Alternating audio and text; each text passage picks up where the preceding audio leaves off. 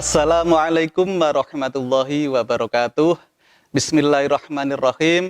Alhamdulillahirabbil alamin. Wassalatu wassalamu ala Rasulillah sayyidina wa maulana Muhammadin wa ala alihi wa sahbihi ajma'in.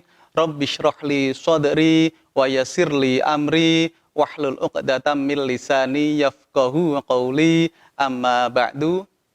Siswa-siswi MTSN Madiun yang dirahmati Allah, alhamdulillah, puji syukur kehadirat Allah Subhanahu wa taala atas segala nikmat yang telah kita terima, nikmat kesempatan, nikmat pendengaran, nikmat penglihatan, sehingga pada kesempatan kali ini kita dapat mengikuti Jumat Religi dalam keadaan sehat walafiat, yaitu sehat yang digunakan untuk melakukan hal kebaikan. Yang kedua, sholawat serta salam semoga tercurah kepada junjungan kita, Nabi Agung, Nabi besar Muhammad Sallallahu Alaihi Wasallam, di mana beliaulah yang paling patut kita jadikan suri tauladan, yang paling patut kita jadikan contoh. Semoga kita mendapatkan syafaat Rasulullah Muhammad Sallallahu Alaihi Wasallam. Amin ya Rabbal Alamin. Siswa-siswi MTSN Madiun yang berbahagia, pada kesempatan kali ini kita akan belajar bersama-sama tholabul ilmi, yaitu materi tentang etika bermedia sosial dalam Islam. Sama-sama kita ketahui bahwasanya teknologi informasi saat ini berkembang begitu luar biasa, begitu cepat, sehingga kita sangat mudah mendapatkan informasi yang ada di internet, yang ada di media sosial. Kita juga sangat mudah untuk berhubungan dengan orang lain. Hal ini tentunya akan memberikan dampak positif. Salah satunya mungkin sebagai ajang silaturahim, memperkuat ukhuwah Islamiyah. Tetapi di sisi lain, hal ini dapat menimbulkan hal buruk atau dampak negatif. Salah satu contohnya mungkin bisa digunakan untuk menyebar fitnah, menyebar berita bohong, menyebar kebencian, na'udzubillah min dzalik. Dan kita sebagai seorang muslim tentunya harus mempunyai etika di dalam menggunakan media sosial agar kita selamat di dunia dan akhirat. Beberapa etika yang harus kita perhatikan di dalam media sosial, salah satunya yang pertama yaitu jadikan sebagai sarana untuk menebar kebaikan. Informasi yang beredar di media sosial kurang lebih bisa menggambarkan kejernihan dari perilaku penulisnya. Hal ini bisa menjadi ladang pahala, bisa menjadikan ladang amal yang akan terus mengalir pada orang yang menulis, karena selama tulisan yang ada di media sosial tidak di-delete, tidak dihapus, tetapi bisa memberikan manfaat, memberikan faedah pada orang lain, tentunya pahala itu akan terus mengalir. Sebagai contoh, tulisan-tulisan atau postingan para ulama, para kiai kita yang bisa kita ambil ilmunya, bisa kita ambil hikmahnya, atau mungkin ceramah para kiai, para ulama kita yang bisa kita lihat di video-video YouTube, mungkin di media sosial yang lain, dan itu kita mengambil hikmah, mengambil manfaat dari itu. Tentunya para kiai, para ulama tersebut akan terus mendapatkan pahalanya, walaupun mungkin beliau-beliau sudah wafat atau sudah meninggalkan kita. Dan tentunya kita juga ingin seperti beliau-beliau tersebut. Untuk itu sebaiknya kita bisa menyebar kebaikan di media sosial.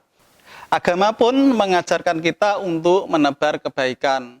Di dalam Al-Quran surat An-Nahl ayat 125 diterangkan, A'udzubillahi minasyaitonirrajim, ud'u ila sabili Rabbika bil hikmati wal mau'izatil hasanah, yang artinya ajaklah manusia kepada jalan Tuhanmu dengan hikmah dan pengajaran yang baik. Yang kedua, etika bermedia sosial yaitu mengingat hisab atas segala perbuatan. Yaitu kita harus menyadari sepenuhnya akan adanya hisab atau perhitungan atas tiap detail yang kita perbuat. Kesadaran akan hisab ini pun semestinya kita terapkan di dalam kita menggunakan media sosial. Apa yang kita like, apa yang kita komentar, bagaimana komentar kita, bagaimana share kita, semuanya itu akan dihisap atau dihitung yang menjadi pertanggungjawaban kita kelak di akhirat. Sebagaimana dalam Al-Qur'an surat Al-Zalzalah ayat 7 sampai 8, A'udzubillahi minasyaitonirrajim. Bismillahirrahmanirrahim. Faman ya'mal mithqala dzarratin khairan yarah wa may ya'mal mithqala dzarratin syarran yarah. Artinya, barang siapa berbuat kebaikan sebesar zarah pun, niscaya dia akan melihat balasannya.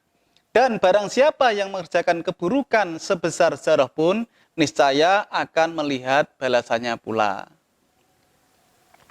Kemudian, etika bermedia sosial yang ketiga yaitu lakukan cross-check sebelum berpendapat. Kebiasaan untuk asal share tanpa mencari kebenaran berita kerap kali terjadi di media sosial. Untuk itu, kita jika ragu pada berita atau informasi, kita bisa cross-check terlebih dahulu. Kita bisa cari di mesin pencari, atau kalau zaman sekarang itu bisa dikatakan tanya Mbah Google terlebih dahulu, atau kita bisa mencari tanya pada teman kita yang lebih tahu, pada guru-guru kita, pada kiai kita, apakah informasi ini benar atau tidak. Kalau kita sudah yakin bahwa informasi ini benar, kita boleh meng-share-nya. Yang keempat, etika bermedia sosial yaitu tidak menimbulkan kemudaratan kepada pihak lain. Media sosial juga bisa menjadi arena caci maki kepada pihak lain.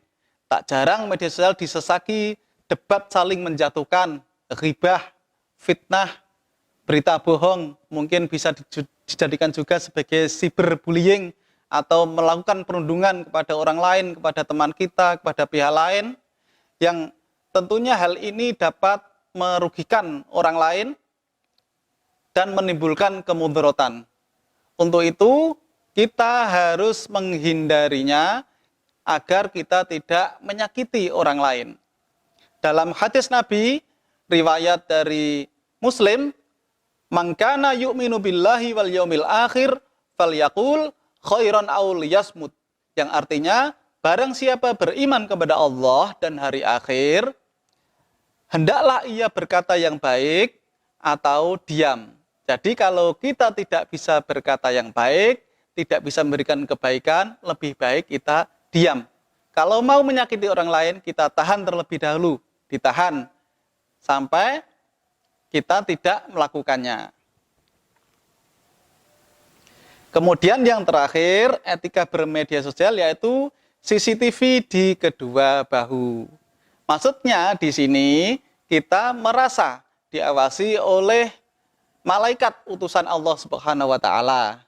Jadi ada malaikat Raqib dan malaikat Atid yang selalu mengawasi di bahu kanan, di bahu kiri kita, yang mencatat kebaikan dan keburukan kita. Ibaratnya kalau sekarang itu kita selalu diawasi, direkam oleh CCTV yang akan menyimpan ke dalam sebuah hard disk yang mungkin dijadikan dua folder, folder kebaikan dan folder keburukan. Kira-kira folder kebaikan ini ada isinya berapa giga, berapa tera, atau keburukannya yang kita lakukan sudah berapa giga, sudah berapa tera. Nah, nanti itu akan ditimbang dan akan dihisap yang kelak akan kita pertanggungjawabkan juga. Sebagai penutup, nasihat khususnya untuk saya pribadi, yang umumnya untuk siswa-siswi sekalian, bahwasanya ketika kita belum bisa memberikan dakwah, memberikan kebaikan di media sosial, alangkah baiknya kita berusaha untuk tidak menyakiti orang lain. Kurang lebihnya, mohon maaf. Ihdinas siratal mustaqim. Assalamualaikum warahmatullahi wabarakatuh.